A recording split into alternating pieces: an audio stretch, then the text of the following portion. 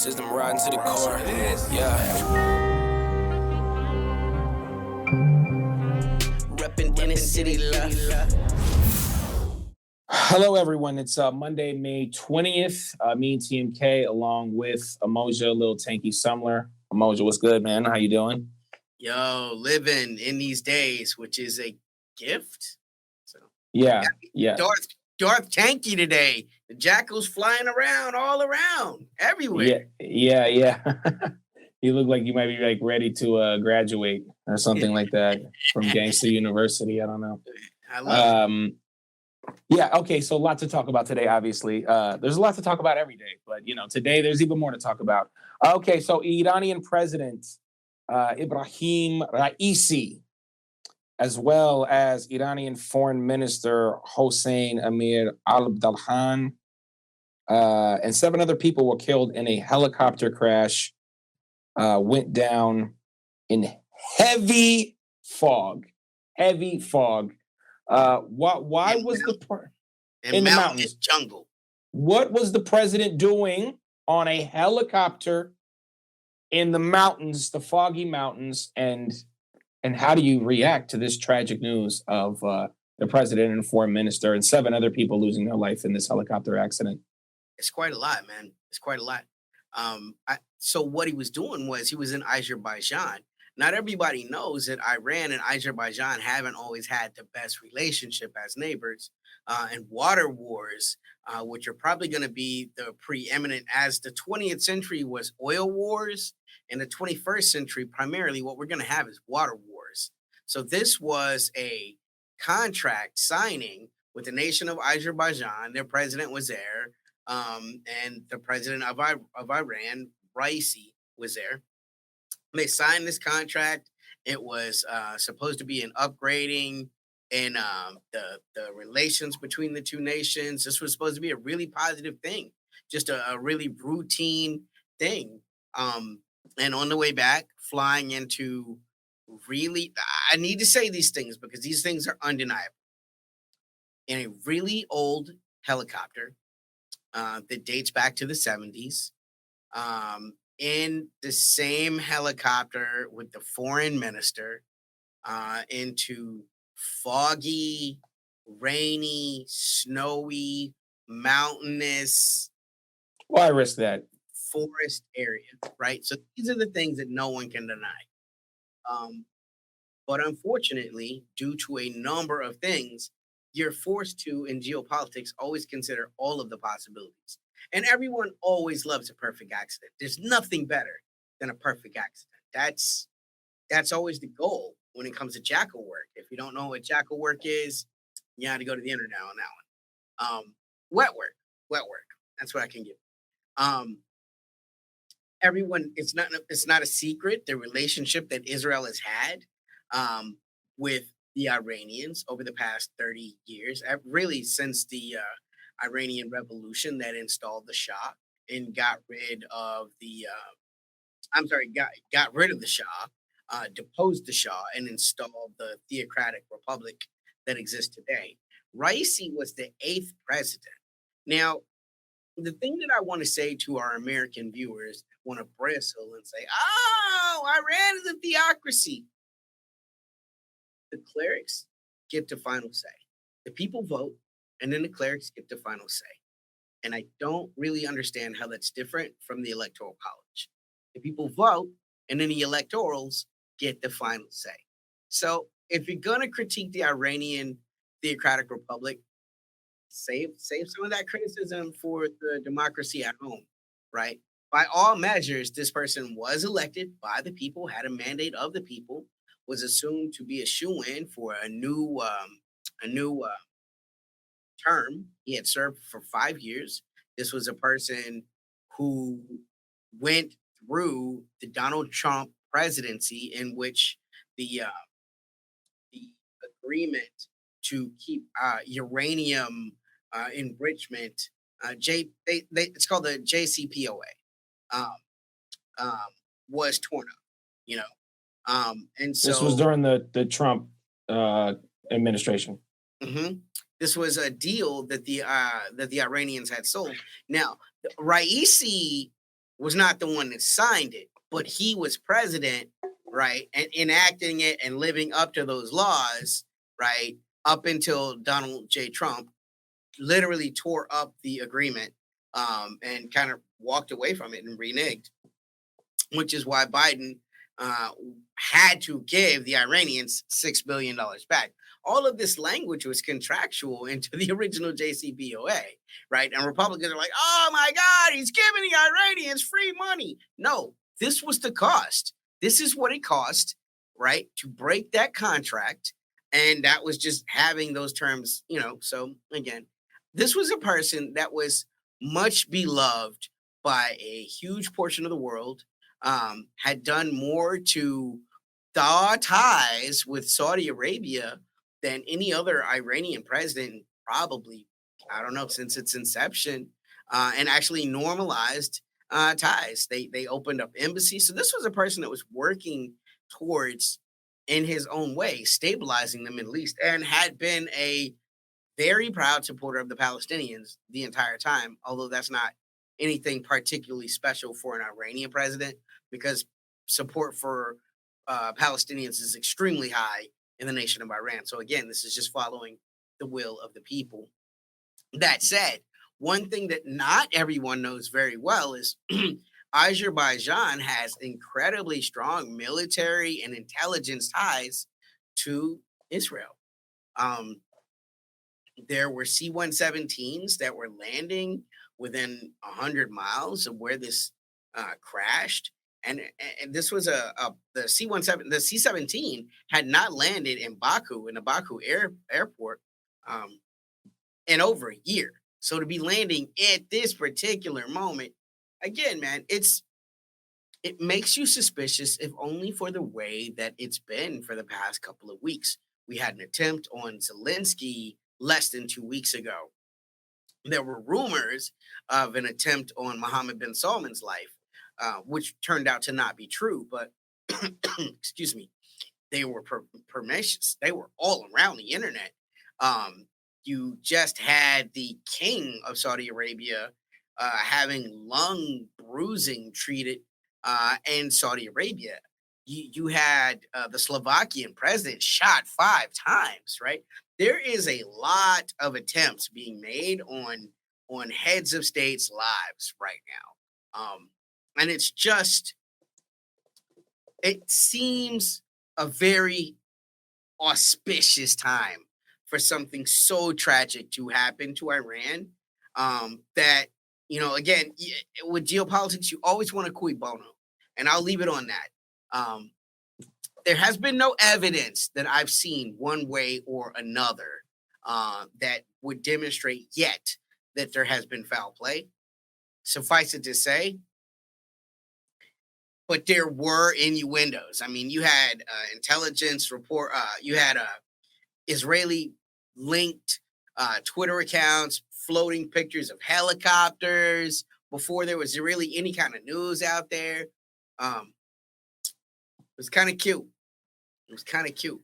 Yeah, I mean, it's one of those things where I feel like we're going to just continue to get more details as they come in. This is like really fresh news. And unless, you work for one of these intelligence departments, you probably are just going off speculation like many of us are. All we can do is speculate. But it's incredibly tragic, right? And like you said, it's just the worst time for something like this to happen.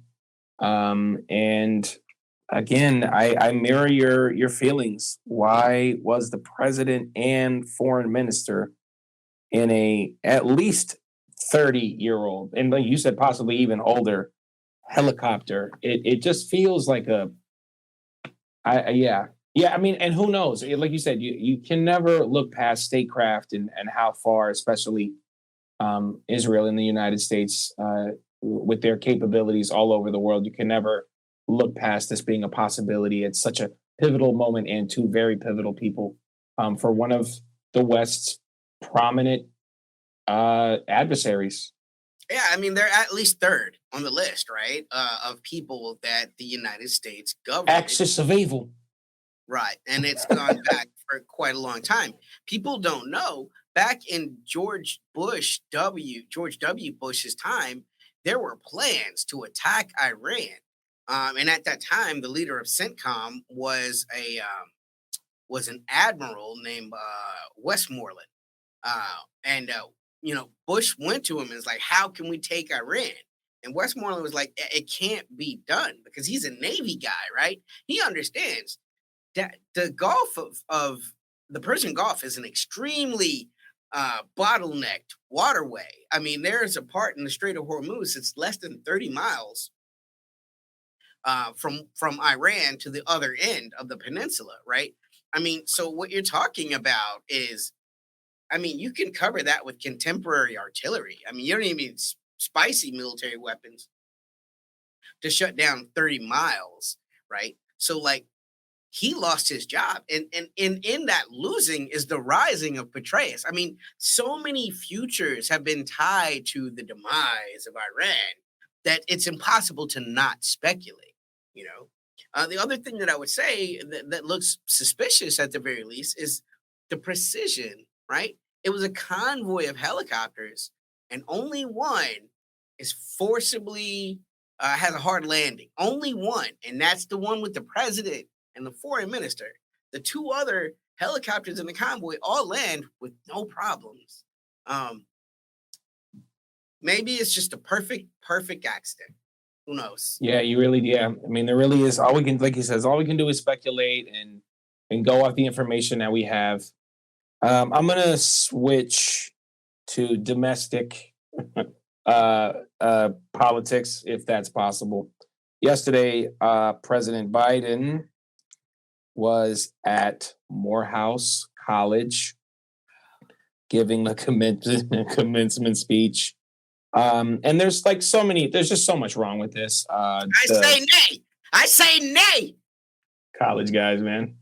But there's so much. There's so much to unpack here, especially after the Biden administration with Kamala Harris. And they was like, oh, we're going to give $80 billion to the HBCUs, and so far only $3.5 billion has got there. I'm going to read an excerpt from this. But money keeps going to Ukraine, right? Like, well, they need it. Well, those Nazis, they need that. They're not Z's. Not Z's. They're not Z's. See, Russians are Z's. That's an inside political. Yeah. Yeah. Let me read this, and I just want you to react to this. There's a lot in here, so brace yourself. Brace yourself. The pandemic robbed you of so much. Some of your loved ones, mothers, fathers, brothers, sisters who aren't able to be here to celebrate with you today.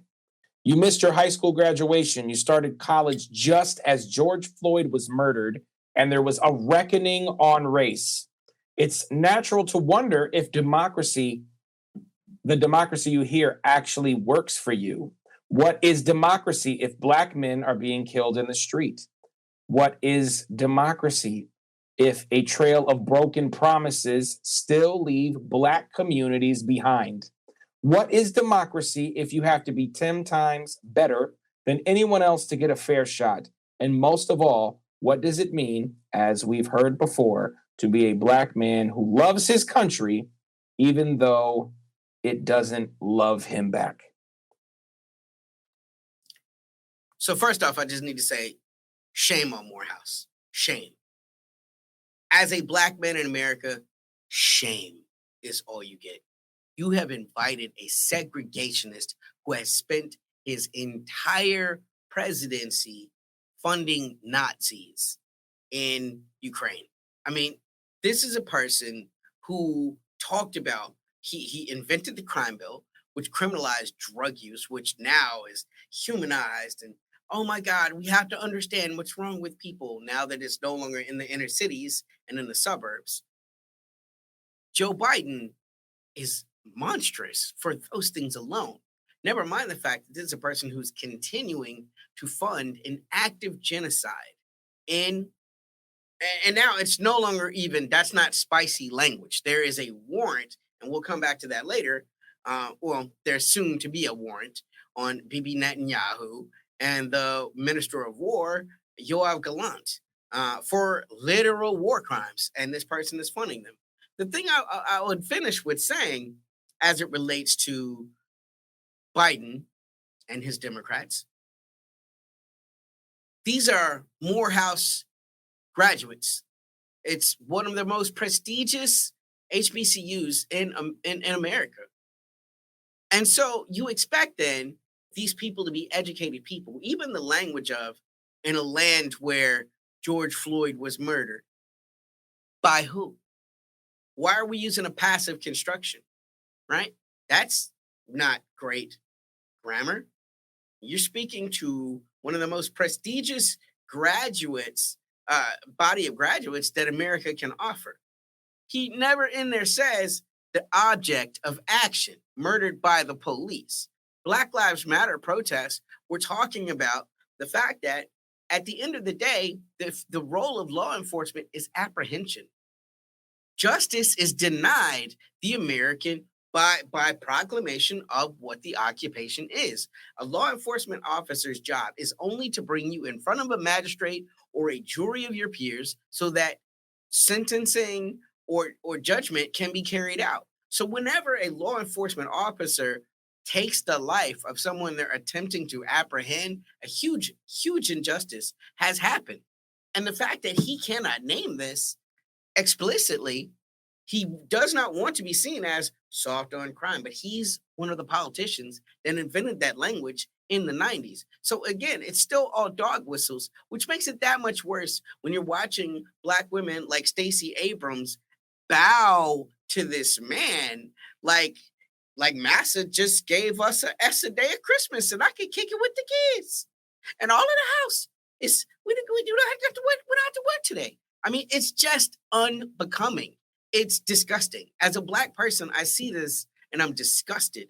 And the fact is, when we have more college sit-ins than ever, when everybody is protesting, for him to feel safe enough to go to a body of Black people and them to not just walk out immediately, just the entire everything about it was shameful. Everything about this this speech is a gaslight. Everything about it. If Black men are being killed in the streets, we bear witness. For me, that means to call out the poison of white supremacy to root out systemic racism. You're the president of the you can do. Let me keep going. Instead of a trail of broken promises, we're investing more money ever in Black families and Black communities. Cap.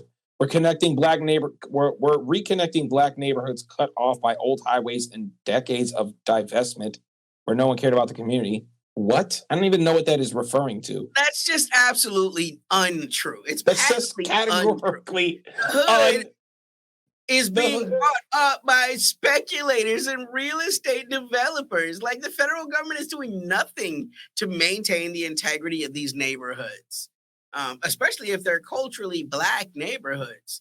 You know, it's bad enough they're just called the ghetto or the hood. You know what I'm saying? And disparagingly, right? It's different when like inner city boys like me talk about being in the hood. It means something very different when Karen and Robert are talking about, you know, those guys out there and they're from the hood, you know. Darth, thank you today. That's all you're getting. No, I like it. I'm gonna just keep going here because it's just like you said. I need to push this this message all the way through because look, it just keeps going. We've delivered checks in pockets to reduce Black child poverty. What is child poverty? If your parents are impoverished, how can you're impoverished? There's no child poverty. They keep using that here. And just one thing before you jump in, because this is the one. We're removing every lead pipe in America so every child can drink clear water without the fear of brain damage and then can't afford to remove the lead pipes themselves. Flint still doesn't have clean water.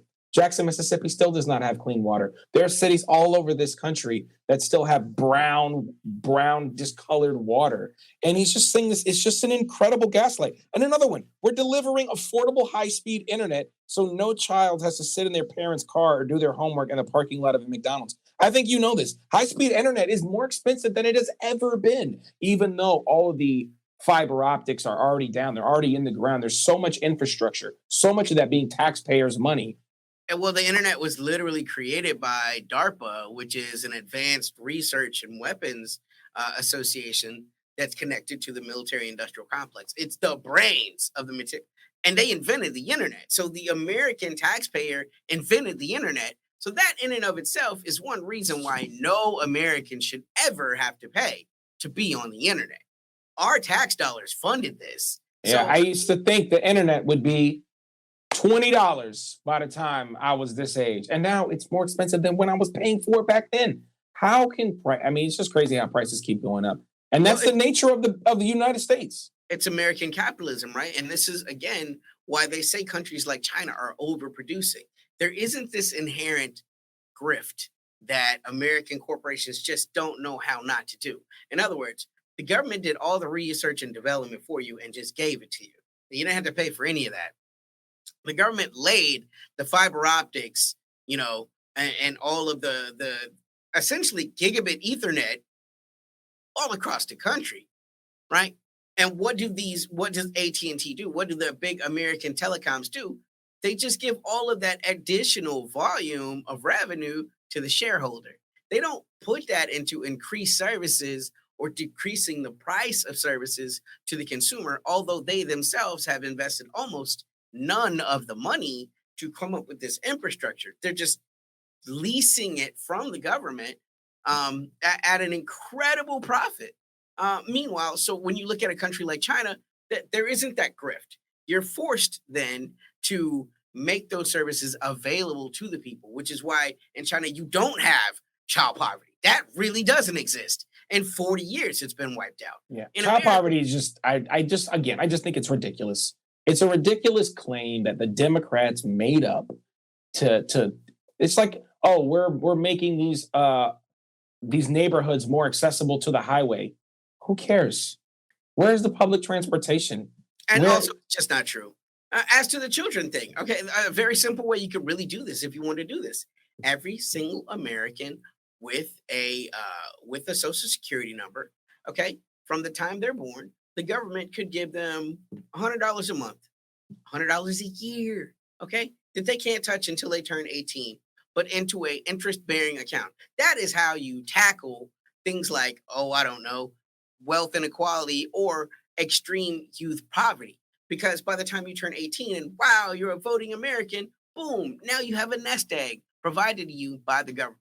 And when you say these kind of things can't happen, they did happen. They happened in places like Libya under Muammar Gaddafi. So these kind of programs have existed in the world, and the United States refuses to utilize them while still stealing the language of acting as if the work was done. I have eradicated child poverty. You did no such thing. yeah, it's a completely foolish statement. Look, I could keep going on and on and on about this speech. It's horrid, horrid, and not to mention, literally, this he did the speech in the morning, and by the evening, they already had the his campaign was already using it. Well, Um, like, I'm going to put that on the university because what did you think he was there for? Because of his deep and pervasive love of Black people? No. They allowed themselves, Morehouse allowed themselves to be Joe Biden's lots of Black friends, which is the phraseology utilized for people that are not comfortable being around people of color, except for this one white guy or this one Black guy who proves that I'm not a racist. And Morehouse just became that for Joe Biden. yeah, and I keep wanting to move on, but it's just so bad. I just want to just address this last time and get your thoughts on this. He said the humanitarian, what's happening in Gaza and Israel is heartbreaking. Hamas's vicious attack on Israel and innocent lives and holding people hostage. That's why I've called for an immediate blah, blah, blah, blah, blah, blah, blah. Okay. Blah, blah, blah, blah, blah. That's why I'm calling for an immediate ceasefire to stop the fighting, bring the hostages home. And I've been working to get a deal as we speak, working around the clock to lead an international effort to get more aid to Gaza, rebuild Gaza. Cap. And not to mention the valedictorian speech, he also called, the valedictorian also called for an immediate ceasefire. And again, it's just an incredible gaslight because we know that the arms are still flowing, the money is still flowing, the support is there behind closed, behind the scenes. All of the support is going there. My question then, and it's a very simple question to Biden, is who is the one holding up the deal? when we know it's been reported that the institution that represents Hamas at the negotiating table has on 11 separate opportunities agreed to a 100% swap. And that has not happened. And excuse me, I use the word swap because what's lost in all of this language is because Palestine doesn't have official statehood. Anything done by the body that represents the government of Palestine is seen as not official. So now, instead of interring Israelis, it's kidnapping. Whereas Israel has de facto nation status. So whenever they inter Palestinians, it's just law enforcement, right? So Israel doesn't have hostages, they have suspects. Meanwhile, Palestine can never have suspects because there's nothing that's really because they don't have a state. They have no state. Yeah. They have no army. They have no police force. They are an occupied group anyway. I mean, this is, of course we know this. It's 100% known that the head of the CIA, Burr, was in Egypt with the Qatari delegates and the Egyptian delegates, as well as the representatives from Palestine, and they agreed to a deal. They were celebrating in the streets of Rafah because they thought the war was over. Netanyahu looked at the deal and was like, nah, no. I mean, they could give us our people back, but I'm not going to stop fighting. Then why would I give you the people back? Yeah, a hostage negotiation works when you offer something for the hostages. You don't, this whole ridiculous narrative of Hamas is holding up the negotiations is so ridiculous because the first negotiation, it happened in like the first few weeks, right? The first hostage exchange. What was that? By October 10th. I'm sorry, I said September 10th. Okay, so that was October 10th. Yeah. That was like a week, basically. Mm-hmm. Okay. Because that's how hostage negotiation work. You give me some of your hostages, I take, this is how we got Brittany Griner back home. Do you remember this? This is how it works. And it's been working like this for centuries. To say that Hamas is holding up the negotiations because they don't want to release the hostages, but you're asking them to release the hostages for nothing, which is obviously a non-starter. So, yeah. Anyway. So two things, and I'll wrap up with this. Mm-hmm. No, take your time. The first thing is, if you're unaware of the Hannibal Directive, I think as a viewer, you should familiarize yourself with this, and it'll help you to understand the Israeli government response as it happened. The second thing I would say is the most damning thing that happened to the hostages was literally the first set of hostages that were released. I mean, when they're coming out and they're hugging the members of Hamas, shukran, all of that was it. Bibi never wanted he was going to do anything possible to prevent to prevent these people from coming out and saying, oh my God, we have totally misunderstood who the Palestinians are, who under all of this bombardment, even on days when we couldn't eat, they made sure I got my medicine. They fed me. Bibi Netanyahu cannot afford for anything like that to ever happen again, for these hostages to come out and paint these glowing pictures of their captors, because it's damaging to the Israeli national identity in a way that no Israeli president would be able to sustain such a thing. Yeah.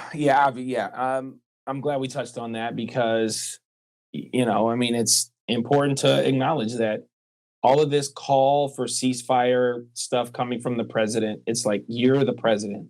Like, stop gaslighting us and believing like you can't do anything. It reminds me of when Kamala Harris had the opportunity to make $15 an hour a reality, had the opportunity to simply say, I override this, and we would have got $15 an hour nationally immediately. And she said no. It's all posturing with them. And again, this is just more posturing to say, I want a ceasefire, even the other opportunity to do it. Okay, one more thing I wanted to talk about. Are you ready? Of course.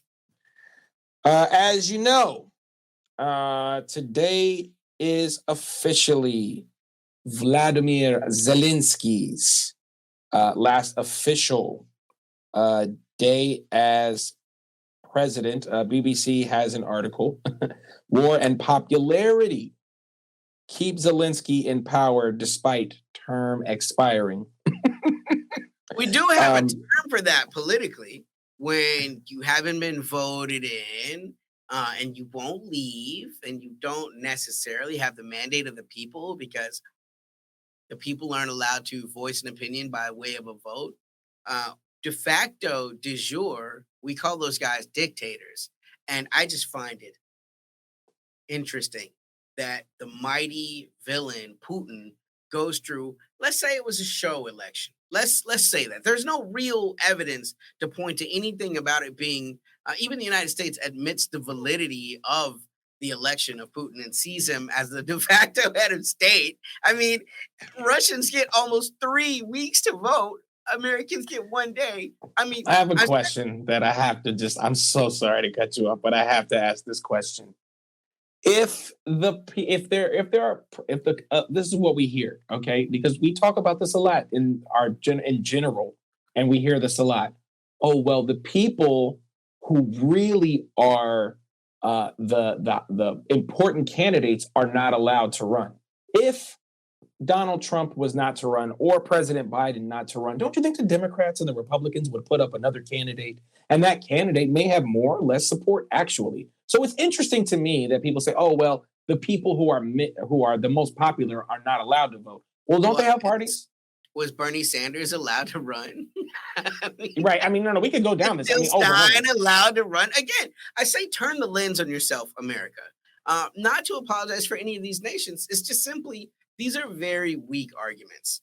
They're straw man arguments. Again, the fact that the average American has no idea that the Russian voting process is several weeks, right? That in and of itself is something already that they do better than we do, right? Voting in a democracy, the premier democracy in the world, first off, should be a national holiday and everyone should be allowed to work. To vote without fear of losing income. Secondly, in the world's most technologically advanced country, why can't we vote on a phone?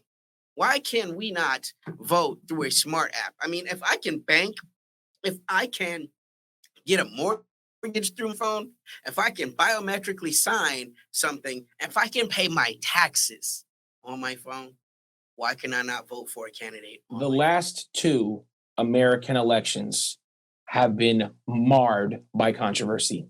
Okay, the Hillary Clinton versus Donald J. After that, all the conversation was Russia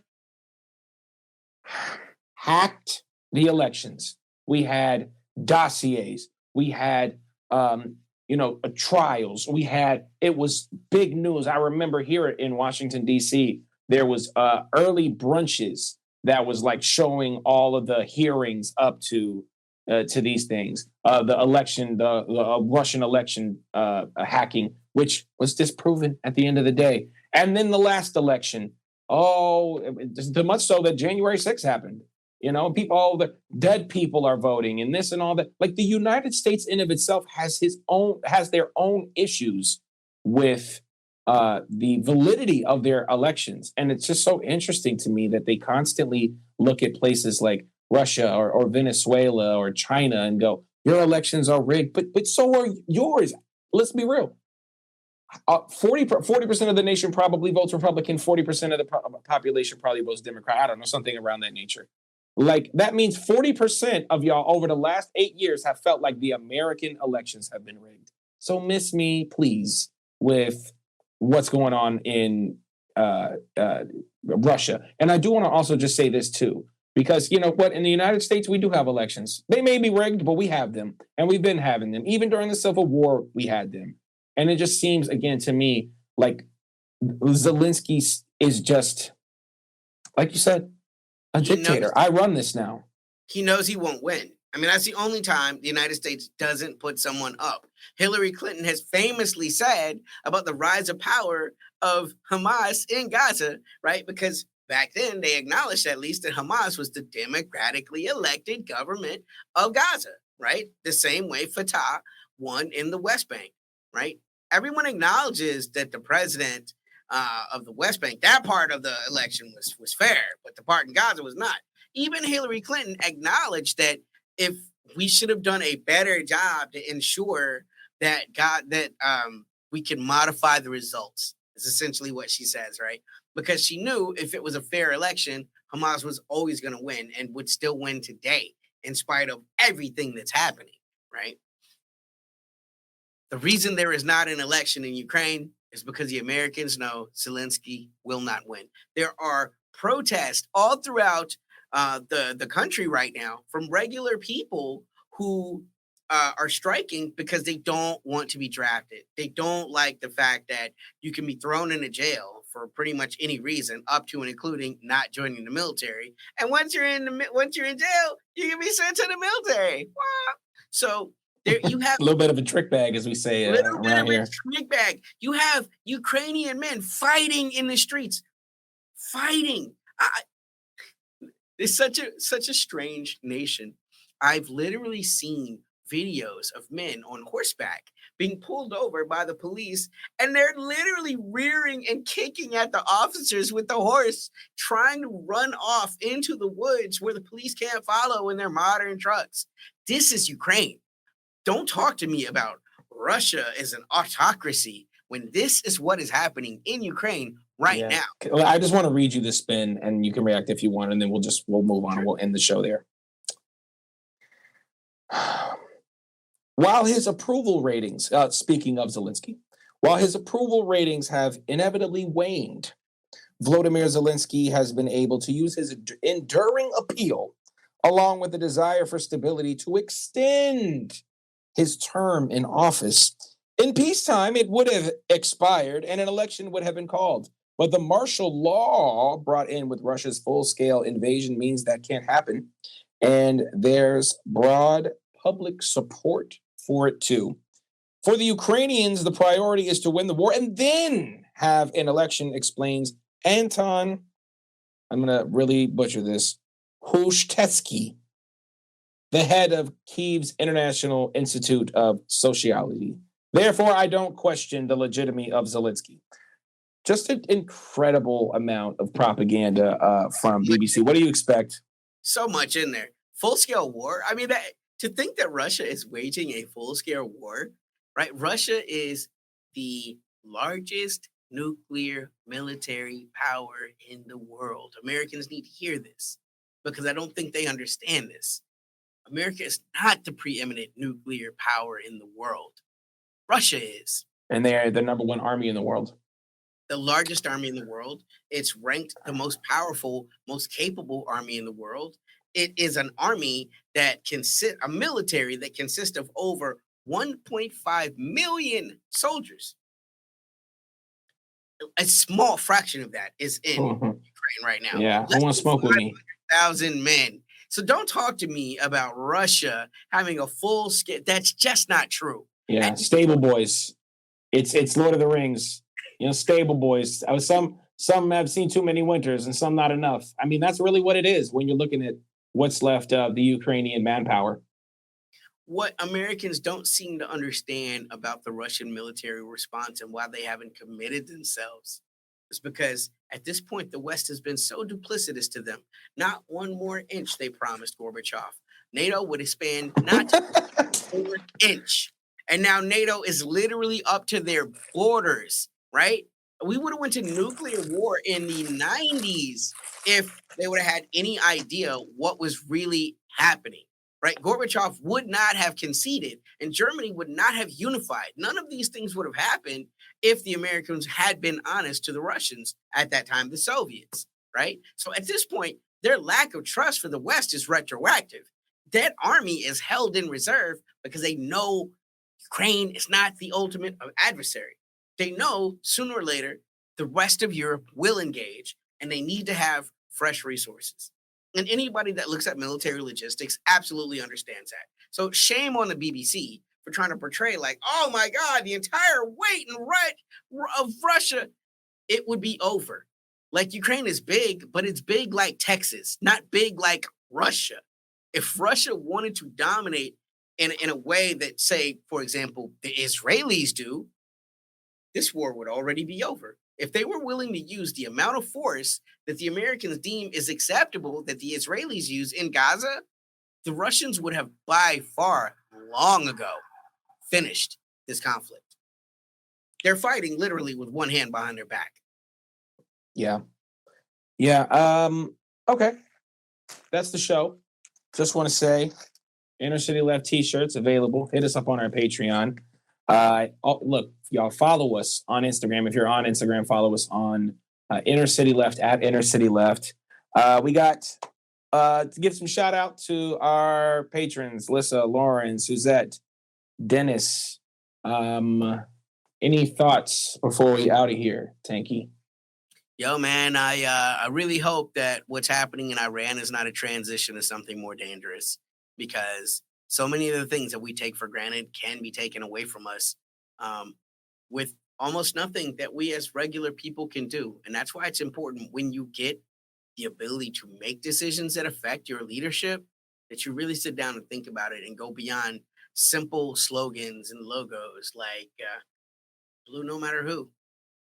Think about what you believe in and vote that way, if voting is the way that you choose to change the world. That's on the tank. System riding to the core. Yeah. Reppin' in the city left.